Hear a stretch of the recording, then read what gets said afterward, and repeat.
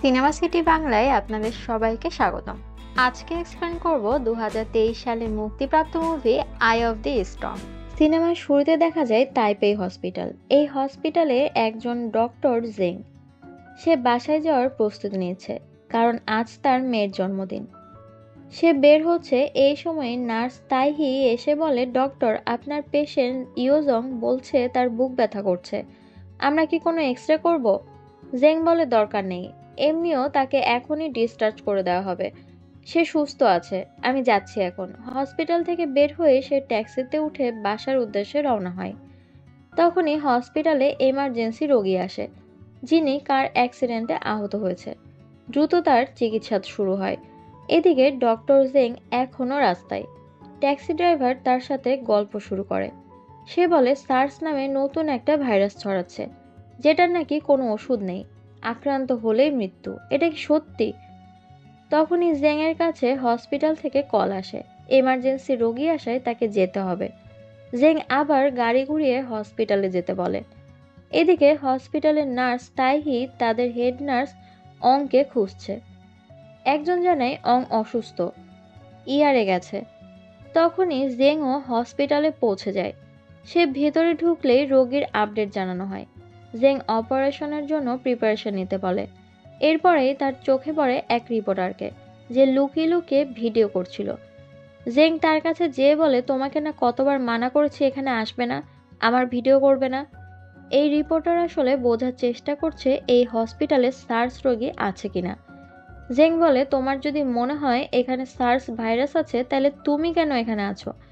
আক্রান্ত হলে মারা যাবে। এরপরে দেখা যায় নার্স তাইহি আর ডক্টর লিকে, তারা একে অপরকে পছন্দ করে। লির সাথে কথা বলেই তাইহি অংদের সাথে দেখা করতে যায়। অং এখনও অসুস্থ। তাইহি বলে, সামনে মাসে আমার কিছুদিন ছুটি লাগবে, হংকং যাব। নার্স বলে, ঠিক আছে। এদিকে সেই ট্যাক্সি ড্রাইভার হসপিটালে আসে একটা ব্যাগ জমা দিতে। জেং ব্যাগটা গাড়িতে রেখেই চলে এসেছে। ব্যাগ জমা দিয়ে সে ওয়াশরুমে যায়। তখনই জেংয়ের অপারেশন শেষ হয়। সে তাড়াহুড়ো করে বের হয় বাসায় যাওয়ার জন্য। তার বউকেও ফোনে জানায় সে আসছে, কিন্তু তার বউ রাগ করে ফোন কেটে দেয়। রিসেপশনিস্ট জেংকে তার ব্যাগটা ফেরত দেয়, কিন্তু সে বের হতে যাবে তখনই দেখে হসপিটাল লকডাউন করা হচ্ছে। কিন্তু কেউই বুঝছে না দরজা কেন লক করে দেওয়া হচ্ছে। আগাম কোনো খবর হসপিটালের লোকজনকে দেওয়া হয়নি। তখনই দেখা যায় নিউজে বলছে তাইপেই হসপিটালে সার্স ভাইরাস ধরা পড়েছে। হসপিটালের অনেক স্টাফ অসুস্থ, এই জন্য হসপিটাল লকডাউন করা হয়েছে। কিন্তু হসপিটালের ডক্টর নার্সরা এই বিষয়ে কিছুই জানে না। যারা হসপিটালের ভিতরে ছিল সবাই আটকা পড়ে গেছে। হুট করেই গোলমাল তৈরি হয়। হসপিটালের বাইরে ব্যারিকেড দেওয়া হচ্ছে। এর মধ্যে ছোট্ট একটা মেয়ে ফাঁক পেয়ে হসপিটালে ঢুকে পড়ে, কিন্তু ধাক্কা খেয়ে পড়ে যায়। তখনই সেই ট্যাক্সি ড্রাইভারটাই তাকে তুলে জিজ্ঞেস করে সে একা কেন। মেয়েটা বলে তার মা এই হসপিটালেরই নার্স, তার কাছে এসেছে। পুরো হসপিটালে বিশৃঙ্খলা তৈরি হয়েছে। রোগীরাও উত্তেজিত হয়ে নার্সদের সাথে বিভিন্ন প্রশ্ন করছে, কিন্তু নার্সরাও আসলে জানে না কি হচ্ছে। এর মধ্যে এক রোগী অজ্ঞান হয়ে পড়ে যায়। তাহি দৌড়ে তার কাছে যায়। হুট করে সবাই চুপ হয়ে যায় আর আতঙ্ক ছড়িয়ে পড়ে। তারা ভাবে এই রোগী সার্সে আক্রান্ত। ভয়ে অন্য নার্সরাও হেল্প করতে এগিয়ে আসে না, সবাই দূরে দাঁড়িয়ে থাকে। তখন ডক্টর লি দৌড়ে আসে। সে পরীক্ষা করে বলে এক্সমার সমস্যা। তখন নার্সরাও এগিয়ে আসে। রোগীকে কেবিনে নিয়ে আসা হয়। এরপরই আবারও হট্টগোল বেঁধে গেছে। আসলে সার্স রোগী আছে কিনা, তারা কোন ওয়ার্ডে আছে, এসব প্রশ্নই ঘুরে ফিরে সবাই করছে। তাহি তাদেরকে শান্ত করার চেষ্টা করে। সে বলে, আমরাও সত্যিটা জানার চেষ্টা করছি। এরপরে দেখা যায় জেং সেই রিপোর্টার ইয়ংকে দেখতে পেয়ে ডাক দেয়। তাকে বলে, তুমি কি জানতে হসপিটাল লকডাউন করে দেওয়া হবে? তোমার রিপোর্টের কারণে লকডাউন দেওয়া হয়েছে, তাই না? ইয়ং বোঝায় যে সে এই কাজ করেছে। তারপর বলে, যারা সার্স রোগী তাদের আমি বের করতে চাই। যদি সার্স রোগীদের আলাদা করা যায় তাহলে সুস্থদের বের করে দেওয়া হবে। এরপরেই দেখানো হয় বাইরে এখনও বিশৃঙ্খলা চলছে। এর মধ্যে অনেকে মেঝেতে পেপার পেরেই শোয়ার ব্যবস্থা করছে। বাইরে থেকে রোগী ডক্টরদের আত্মীয় স্বজনরা বিভিন্ন জিনিস পাঠাচ্ছে, বাইরে থেকেই হাত নেড়ে দেখা করছে। এদিকে তাইহি আর লিও শোয়ার ব্যবস্থা করছে। সারাদিন তাদের অনেক ধকল গেছে। তাইহি জানায় সামনে মাসে সে হংকং যাবে, আর সেখানে সে শিফটও হতে পারে। লি কিছুটা মন খারাপ করে। তখনই তাইহি দেখে সরকার থেকে বিভিন্ন সামগ্রী পাঠানো হয়েছে হসপিটালের মানুষের জন্য, সবার মাঝে ডিস্ট্রিবিউট করা হয়। তখনই দেখা যায় সেই বাচ্চা মেয়েটা তার মাকে এখনো খুঁজে পায়নি। ট্যাক্সি ড্রাইভার এসে জিজ্ঞেস করে, তোমার মায়ের নাম কি? মেয়েটা বলে অং, অর্থাৎ হেড নার্স অংই তার মা। তখনই অংকে দেখানো হয়। সে এখন অনেক অসুস্থ, তাকে বি ওয়ার্ডের ইন্টেন্সিভ কেয়ারে নিয়ে যাওয়া হচ্ছে। এদিকে রিপোর্টার ইয়ং আবারও জেংয়ের পিছে লেগেছে। জেং এসেছে লাস্ট কিছুদিনের রোগীদের রেকর্ড দেখতে, সার্স আক্রান্ত কাউকে যদি খুঁজে পাওয়া যায় সে আশায়। লাস্ট 10 দিনে যারা মারা গিয়েছে স্পেশালি তাদের রেকর্ড দেখছে, তাদের ফাইল খুঁজে বের করা হয়, কী কারণে তারা মারা গিয়েছে সেটা দেখা হয়। ইয়ং বলে, এদের ফাইলে তো লেখা থাকবে না তারা সার্সের কারণে মারা গিয়েছে, তাহলে তুমি কিভাবে বুঝবে? কিন্তু জেং চুপ করে ফাইল দেখতে থাকে। জ্যাং নামে এক রোগী খুঁজে পায় যে নিউমোনিয়ায় আক্রান্ত হয়ে মারা গিয়েছে। জ্যাংয়ের এক্স রে বের করে দেখে মাত্র 3 দিনের মধ্যেই সেই রোগীর ফুসফুস নষ্ট হয়ে গিয়েছিল, যেটা নর্মাল নিউমোনিয়ায় অসম্ভব। জেং বলে ইনি সার্সে আক্রান্ত হয়ে মারা গেছে। জেং দ্রুত খুঁজতে থাকে জ্যাংয়ের সাথে এক রুমে কারা কারা ছিল, কারণ সেই রোগীরাও জ্যাংয়ের থেকে সার্সে আক্রান্ত। জ্যাংয়ের রুমে আরও 2 জন রোগী ছিল, যাদের একজনকে অলরেডি ডিসচার্জ করা হয়েছে, কিন্তু আরেকজনকে বি ওয়ার্ডের আইসিইউতে শিফট করা হয়েছে। বি ওয়ার্ড এখন রিস্কে আছে। এরপরেই তারা আইসিইউতে যায় সেই রোগীর ফাইল চায়, কিন্তু নার্স বলে এখন আইসিইউতে ঢোকা যাবে না, হেড নার্স নিষেধ করে দিয়েছে। আর আমাদের জুনিয়র নার্সরাও অসুস্থ। পরদিন সকালে ঘুম ভেঙে লি দেখে অনেকগুলো নার্স প্রোটেস্ট করছে। নিজেদের জীবনের ঝুঁকি নিয়ে তারা সার্স রোগীদের ট্রিটমেন্ট করতে চায় না। এই সময়ে হসপিটালের এসিও অফ করে দেওয়া হয়। সবাই বুঝতে পারে না কি হচ্ছে। তখনই ঘোষণা দিয়ে বলা হয় যে সার্স কিভাবে ছড়াচ্ছে তা এখনও জানা যায়নি, তাই কোনো রিস্ক না নিতে এসি অফ করে দেওয়া হয়েছে। এক ওয়ার্ডের সাথে আরেক ওয়ার্ডের যোগাযোগও বন্ধ করে দেওয়া হয়েছে। আর যাদের বডি টেম্পারেচার 38 ডিগ্রি সেলসিয়াসের বেশি তাদেরকে বি ওয়ার্ডে যেতে বলা হলো কোয়ারেন্টাইনের জন্য। সাথে সবাইকে ফেস মাস্ক ব্যবহার করতে বলা হয়। ঘোষণা শুনে সবাই ফেস মাস্ক পরা শুরু করে। এরপরে আরও জানানো হয় সুস্থ মানুষদের একটা লিস্ট তৈরি করে তাদেরকে বাইরে নিয়ে যাওয়া হবে। ঘোষণা অনুযায়ী সব ওয়ার্ডের দরজা বন্ধ করে দেওয়া হয়। অনেকেই বডি টেম্পারেচার মাপতে শুরু করে। জেং মেপে দেখে তার টেম্পারেচার 37। এরপর সে হসপিটাল চিফের সাথে দেখা করে তাকে বলে, ফুচান নামে এক রোগী আইসিইউতে ভর্তি আছে, কিন্তু সে সার্স আক্রান্ত হতে পারে। আবার একজন নার্সও অসুস্থ। চিফ শুনে বলে, কি বলছো? অন্যদের ইনফর্ম করো। এরপর জেং তার কাছে অনুরোধ করে ফার্স্ট এক্সট্রাকশন লিস্টে যেন তার নামটা রাখে। সে বাসায় যেতে চায়। চিফ বলে, আমি দেখছি, তোমার হাতে তো এখন কোনো রোগী নেই, তুমি খাবার ডিস্ট্রিবিউট করতে সাহায্য করো। এরপরে দেখা যায় যে সকল নার্সরা ছুটিতে ছিল তাদেরকে কাজে ডাকা হয়েছে। এ নিয়ে তারা খুবই অসন্তুষ্ট। এর মধ্যে তারাও জেনে গেছে হেড নার্স আইসিইউতে ভর্তি। এদিকে জেং খাবার ডিস্ট্রিবিউট করতে এসেছে। তখনই তার চোখে পড়ে বি ওয়ার্ডের জন্য খাবার আলাদা করা আছে। বি ওয়ার্ডে খাবার নিয়ে যায়, তার উদ্দেশ্য ইনফরমেশন নেওয়া। সে সব ফ্লোরে খাবার দিতে শুরু করে, কিন্তু তার আসল কাজ 8 তলায়। সব শেষে 8 তলায় আসে, কিন্তু এখানে এসে কাউকেই দেখতে পায় না। ডাকার পরও কারো সাড়া শব্দ পায় না। তখন রিস্ক নিয়ে সে ভিতরে ঢুকে পড়ে। এই ওয়ার্ড যেন একদম আলাদা জগৎ। হুট করে দেখে এক নার্স পড়ে গেছে, কিন্তু নার্স তাকে কাছে যেতে মানা করে। এদিকে রোগী, নার্স সবাই সার্সে আক্রান্ত। জেং বের হয়ে এসে আগে ক্লিন হয়। সে ভয় পেয়ে গেছে। এর মধ্যে নিউজও প্রচার করা হয় তাইপেই হসপিটালে সার্স রোগী পাওয়া গেছে। একজন নার্স সার্সে আক্রান্ত। অনেকে বাসায় যেতে চায়, আবার অনেক ডক্টর ইচ্ছে করে হসপিটালে থেকে যাচ্ছে, যেন তার দ্বারা বাসার কেউ আক্রান্ত না হয়। এর মধ্যেই ইয়ং এসে জেংকে ডাক দিয়ে বলে, আমি খোঁজ নিয়ে জেনেছি 8 জন নার্স অসুস্থ। তারা সবাই 8 তলার বি ওয়ার্ডে আছে। আর তাদের সবারই জ্যাংয়ের সাথে কন্ট্যাক্ট হয়েছিল, কিন্তু এখনও আমরা ফুচ্যাংয়ের ব্যাপারে জানতে পারিনি।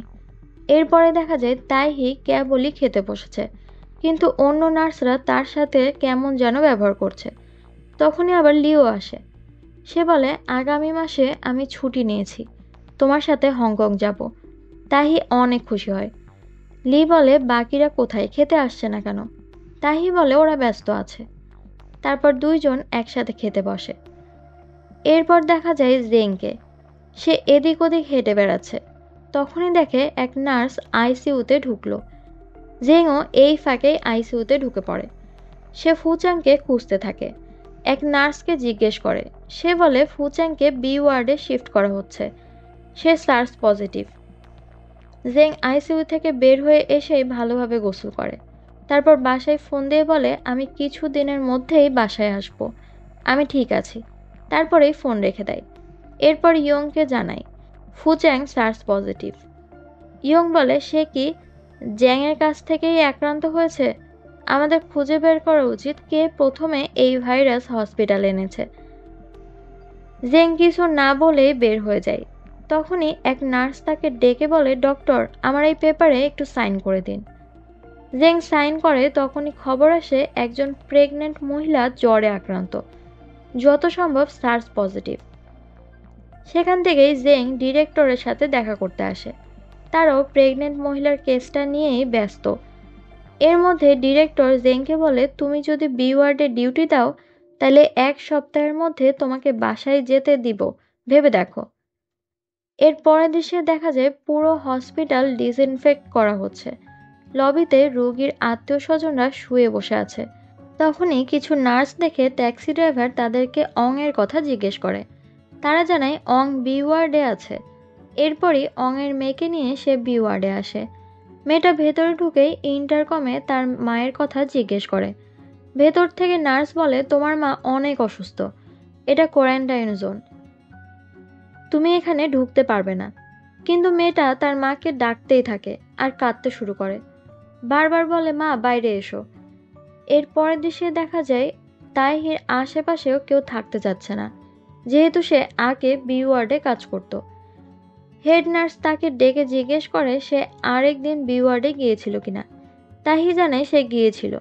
তখন নার্স বলে, তাইলে কি তোমার বি ওয়ার্ডে কাজ করা উচিত না? সেখানে তো সবাই সার্স রোগী, তুমিও তো ইনফেক্টেড হয়ে থাকতে পারো, তুমি সবার জন্য রিস্ক। এই নিয়ে এক একজন এক এক কথা বলা শুরু করে। লি প্রতিবাদ করার চেষ্টা করে, কিন্তু ঝগড়া বাড়তে থাকে।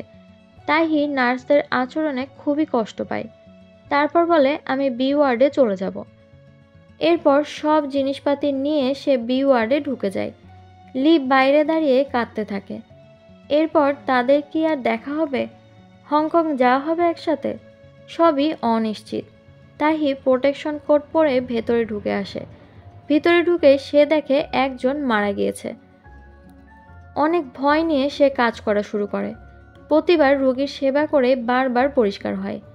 লির সাথে ফোনে যোগাযোগ চলতে থাকে। এভাবে বি ওয়ার্ডে তার দিন কাটতে থাকে। হসপিটালে সার্স রোগীর সংখ্যা বেড়েই যাচ্ছে। ভাইরাস দ্রুত ছড়িয়ে পড়ছে। এর কোনো প্রতিকার এখনও বের হয়নি। অনেক ডক্টর আর নার্সরা সেবা দিতে অপারগতা প্রকাশ করছে। তারা নিজেদের রুম আটকে অবস্থান নিয়েছে। কোনো সার্স রোগের চিকিৎসা তারা করবে না। দৃশ্য ফিরে আসে বি ওয়ার্ডে। হেড নার্স অং এর অবস্থা অনেক খারাপ। তার অবস্থা দেখে তাহির খুব কষ্ট হয়। তার নিজের পরিবারের কেউ বেঁচে নেই, তাই সে অংকে মায়ের মতো দেখত। এদিকে জেং তার মেয়ের সাথে ফোনে কথা বলছে। তখনই তার কাছে খবর আসে এক্সট্রাকশন লিস্টে তার নাম এসেছে। আগামীকাল বিকাল 5টাতেই গাড়ি তাকে নিতে আসবে। জেং এই খবরটা ইয়ংকে জানায়। ইয়ং তাকে কংগ্রাচুলেট করে। জেং বলে, তোমার কি খারাপ লাগছে না কাজের জন্য তুমি এখানে আটকে গেছো? ইয়ং বলে, না, কারণ ছোটবেলা থেকে আমি জানতাম আমি রিপোর্টার হব। আস্তে আস্তে আমি এত দূর এসেছি। এই ভাইরাসের সাথে আমরা যুদ্ধে আছি। আমি খুশি যে আমি ফ্রন্ট লাইনে আছি। জেং তার কথা শুনে হেসে চলে আসে। বের হয়ে হাঁটতে থাকে। তখনই চিৎকার শুনে দৌড়ে যায়। এক রোগী সুইসাইড করার চেষ্টা করছে। উনি আসলে ক্যান্সার পেশেন্ট, কিন্তু সার্সে আক্রান্ত হয়ে কষ্ট পেয়ে তিনি মরতে চান না।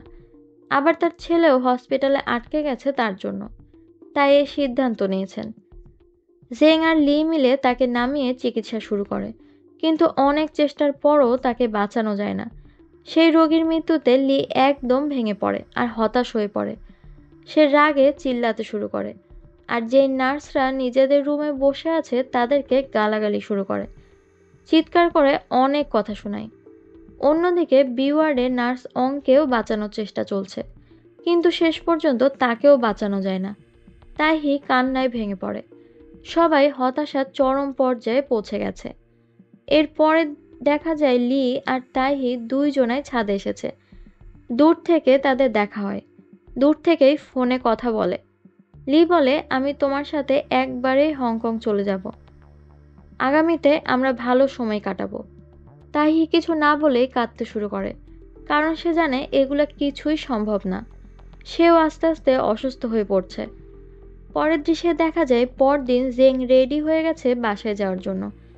সে ডিরেক্টরকে ধন্যবাদ জানায়। তখনই ডিরেক্টর বলে, আমরা জানতে পেরেছি কে প্রথমে সার্স ভাইরাস নিয়ে এসেছে। ফুচ্যাং। তার ছেলেরও সার্স ধরা পড়ছে। সে সিজিন কোম্পানিতে জব করত, সেখানের অনেকজন আক্রান্ত। তারপরে ডিরেক্টর মিটিংয়ে চলে যায়।